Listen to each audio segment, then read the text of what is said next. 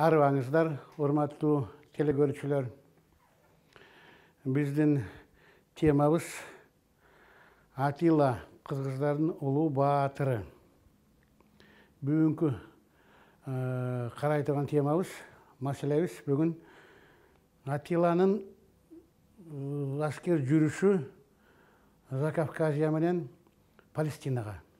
440-жылы биздин доор Атила сабырлардын ханы болуп жүрөт.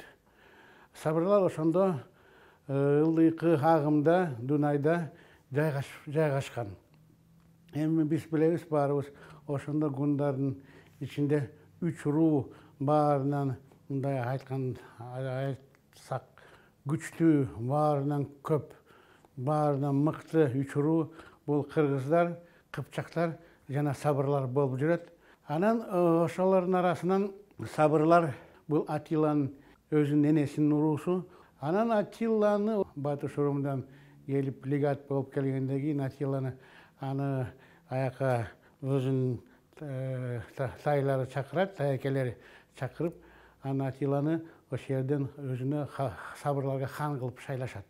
Эми сабырлар 10 000 жоокерлери бар, бир төмөн түзө алат. Бул чоң руу. Анан сабырлардан таекеси Айбарс деген киши бар, ал шаман болчу, мындай айтканда шаман, бирок эски гундун ысымы Кам болчу. Кам деген бул жанагы азыр орусча айтат шаман дейт.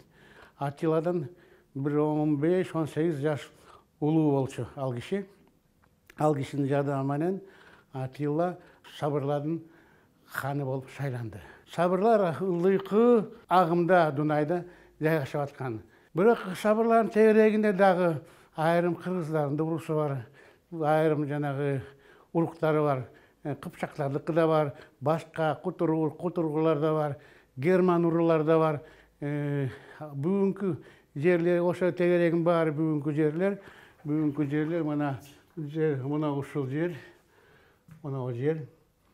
Бул жерде бүгүн Болгариянын жери, Румыниянын жери, Венгриянын жерлери, ошол жерде Дунайдын ылдыйкы агымында Атила хан болуп жүрөт. 440-жылы конкреттүү түрдө Атилага, сабырлардын ханына Атилага Закавказьядан элчилер келет. Закавказьяда ошондо Армандын хандыгы бар болчу. Бул бүгүнкү армяндардын бабалары. Армандын хандыгы ошондо ысымы Вач экен, мындай айтсак аскер министри Вардан, анда дагы башкалары бир 10 чакты киши элчилер келет Атилага. Атилага келип алдына түшөт. Анан Атила ушундай өтүнүч угузат. Вардандын сөздөрүн. Атила, силер гундар бизге биздин достор болуп жүрөсүңөр, шериктеш эл болуп жүрөсүңөр. 40 жыл мурун Ульдин хан келип бизди жана ирандыктардан коргоп кеткен, ушуга чейин унутпайбыз. Ошондо бир силер менен биз катнаштабыз, соода катнаш жүргүзүп атабыз, башка дипломатиялык катнаш жүргүзүп жатабыз. Биз силер менен абдан силерге ишенебиз, силерди мындай айтканда сыйлайбыз. Эми силерден жардам сураганы келдик. Ирандык, сасаниттик Иран хан, алардын Шахан шахы. Эми Шахан шах деген бул Ирандын ханы, шах Ездигер 70 000 аскер менен бизге кирип, биздин жерибизди азыр талкалап атат. Биздин жерибизди 3төн 1-ин ээлеп алды. Биздин жаш эркектерибиз, эркек жигиттерибизди эмеге айдап кетип атат, жанагы Испанияга, Сирияга, Африкага, башка жерлерге. Ошол жерде темир кен өндүрүш, жез, коло кен өндүрүш ошол жака айдап кетип атат. Ошол жерге сатып атат кулчулукка. Аяктан аякка иштегендер 2 жылдан ашык жашабайт экен. Анткени абдан иш огур экен. А биздин жаш кыздарыбызды, сулуу кыздарыбызды баарын алып кетип атат, гаремге өзүлөрүнө алып кетип атат, ар жака алып барып кулчулукка сатып атат. Жардам берсеңиз силерге абдан биз суранабыз. Биз силер менен ишенгенибиз ушул дүйнөдө, силер да калдыңар, башка силерден ишене турган эч кимибиз жок деп Атила алдына түшөт. Атила ойлонот, аны ойлонуп, ким экөө таекеси экөө ойланса тайекес айтат, мына бул 440 жыл бул ошондо күч болчу. Бир айдан кийин чоң курултай болот. Өкүбүз курултайга баралы. Курултай азыркы жана Пушта, Венгриянын ортосунда, ошол жерде кыргыздардын жана Накта эме жери, борбору, кыргыздардын урууларынын борбору, Ак Сүйөк деген шаар. Ошол жерге биз барышыбыз керек курултайга. Анан курултайдын уруксатын сурашыбыз керек деп тиги тайекес айтат. Аны көжөнөйт. Анан келет, анан курултай макул берет. Макулдугун берет. Макул барып келгиле. Бирок бияктан да төмендерди алгыла. Биз жанагы жарыя кылалы. Ошону ким кайсы төмендер, кайсы уруулар силерге кошулат, кошуп алгыла деп. Натила чогултат. 8 төмен. 8 төмен деген бул 80 000 киши. Бир төмен Накта кыргыз төмен, өзү Атил өзү башкарат. Бир төмен кыргыз Кыпчак төмен, аны ким башкарат, анын орун басары жау вазир же аскер министри Төлөк, алда кыргыздын урусунан. Бир төмен Кыпчак Сабыр төмени, аны башкарат төмен башы Берики. Бир төмен дагы Сабырлардын төмени, башка уруулар кошулган төмени эми баары аралашта, ошондо аралашып кетет. Анткени жайгашкан жери башка жерде келип кошулуп төмен түзөт да, 10 000 киши түзөт. Түзүлүшү ошондой, эрежеси ошондой. Келгенде эле кошулат. 4 Накта гундардын төмени, анан 4 төмени жанагы шериктеш элдердики, шериктеш уруулардыкы. Булар Остготтор Валамир, Гепиктер Лаударих, башында славяндар, башында славяндардын князы Светозар и аландар, алардын күмеси ханы Караканчар. Ошентип 8 төменден чыгат. Бирок жол абдан алыс. Дунайдын ылдыйкы агымдан баштап булар Кара деңиздин түнкү ылдыйкы түндүк жагы менен өтүп, анан жанагы Азовский море дейт, аны мурун эмедечи Понт Эквсинский деген грек ысымы бар болчу, ошонун ылдый жагын өтүп, анан эмеге чыгат. Тиги Кавказга келишет. 2 ай жол. Анан Кавказдан эки жер менен өтүшөт. Бирөө жана Кара деңизге жакын жери бар. Кавказда ошол мезгилде 3 чоң жол бар болчу өткөнгө. Түндүк Кавказдан түштүк Кавказга. Азыр деле ошондой 3 чоң жол бар. Бирөө Кара деңиздин жээги менен, ошол жакта бөксө жолдору менен, бирөө Кавказдын ортосу менен, аны бүгүн военный грузинский дорога дейт. Бирөө жанагы Каспий деңиздин жээги менен. Аякта бөксө жолдор бар. Ошол жактан 3 жерден өтөт. 2 жол эме менен өттү, 2 жол менен. Кара деңиздин жээги менен, анан жанагы Кавказдын ортосу менен келишти. Келип мына жерге Арарат тоонун жанына келишти. Арарат тоонун жанынан буларды Армандын ханы Ваче, жанагы аскер министри алардан тосуп алды. Аларда 3 төмен түзүптүр. Аны шээрден ошондо келгенде бул апрелдин ортосу болуп калды. Анан келгенде эле эч күтпөй эле согушту Иран шахына, Издигер деген шахына каршы башташты. Эки жактан курчап, бир 30-40 000 кишисин качырып, анын эмелери, жоокерлери качып, анан кирип барышты Иранга. Жанагы гундар, анан жанагы Ваче армяндар кирип барышты. Басып атты, тоо жакка, тиягына, биягына баарын курчап, ошол жака жылып атышты. Жылганда Иран жерлеринде бир 20-30 кичинекей шаарча бар болчу. Чоң дубалдардан курчалган, ал дубалдар болсо катуу мармардан, же катуу башка таштардан салынган 20дай бир эмеле шаарчалар бар болчу. Ал шаарчалар мындай айтканда, мындай перевалочный пункт. Ошол жерде аскерлер, гарнизондор турат. Ошол жерде келип жанагы башкалар, жана дипломаттар ошол жерде, чиновниктер бар ошол жерде. Бир шаарчада бир 10 000 кишидей бар да. Бир 20-30 шаарча бар экен ошо. Ошонун жармысын, ошо шаарчанын ичинде кампалар көп экен. Бир жерде пахта, башка кампаларда эгин, дагы башка кампаларда жанагы суу, май, жана кургатылган жемиштер. Ирандыктар соодан көп жүргүзчү Европа менен. ошо кирип келишти гундар. Анан ала баштады, бирөөнүн артын бирөө багындырып ала баштады. Ошондо Ездигер элчи жибериптир Атилага. Атила, сен аскер жүрүшүңдү токтот, мен айткан талабыңа макулмун. Атила өзү абдан чоң дипломат болчу. Ала туугандар дипломаттык түрдө эле багындырганды, ошондой жол болгондо эмне кылат, жоокерлерин салгылашууга жиберип, анткени айрымдары курман болот. Анан Атила токтотту, согушту токтотуп, анан талап койду. 10 000 жаш аялдарды, бир баласы менен болсо боло берет. Бойго жеткен кыздарды бизге үйлөнгөнгө 10 000. Анан койду талапты. Мынча эгин, мынча суумай, мынча асыл таш, мынча алтын, мынча күмүш, мынча темир, бүт ошолорду койду эмелерди. Анан бир жубада баштап жеткизе баштады Атилага. Вандегер көл бар. Ошо ванын жээгине Атила айтты, мен күтөм, ошол жерге алып келип жеткизгиле. Ошонун баарын жеткизе баштады. Анын баарын жеткизип баштагандан кийин эле Атила со аскерди алып кетти. Ошондо август болуп калды. 2 ай, 3 ай өтүп калды ошондон бери, жана согуш башталгандан бери. Анткени кышта эч качан гундар, жанагы көчмөн элдер согушту кышта баштабайт, жазда баштайт. Мына айтпадым эле, күздө келди жанагы элчилер Ваченден кимге, Атилага. Атила барып курултайдан уруксат сурады, жазда баштады жүрүштү. Анан жазда баштап келди, мына азыр август айы болуп калды. Ван деңиз эмес, Ван көлдүн жээгинде Атила күтүп атат, бүт баарын алып келди эмелерди. Аны Ван деңизинин жанынан Атила кайра эме жиберди, кервендерди жиберди.